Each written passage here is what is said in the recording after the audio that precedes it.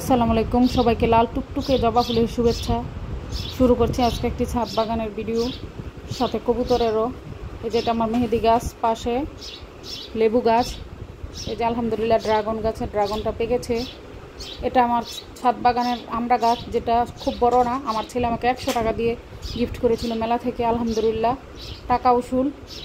এক পাশে আমড়া ধরে, এক পাশে ফুল, এক পাশে বড় হচ্ছে। গাছ থেকে বের একটা ফল খেলেও ভালো লাগে।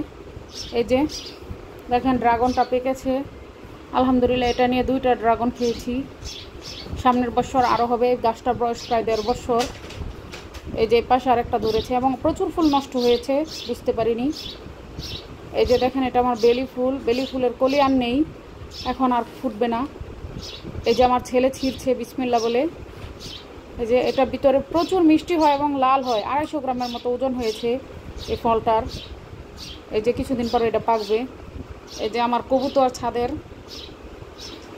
আলহামদুলিল্লাহ আমরা প্রায় বাচ্চা খেয়ে থাকি কবুতরের। এই যে আবার বড় হচ্ছে। আসলে ছাদে এইগুলো করলে পাশাপাশি 1টা 2টা খেলেও তৃপ্তি আসে এবং দেখতেও ভালো লাগে, সময়ও কাটে। এই যে বাচ্চা আরেকটা ডিম নিয়ে বসেছে কবুতর।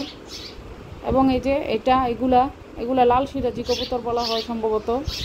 এই যে এটা বাসা বাঁধার জন্য চেষ্টা করছে, ডিম পাড়ার জন্য। সবাই ভালো থাকবেন, আল্লাহ হাফেজ। আমার জন্য দোয়া করবেন।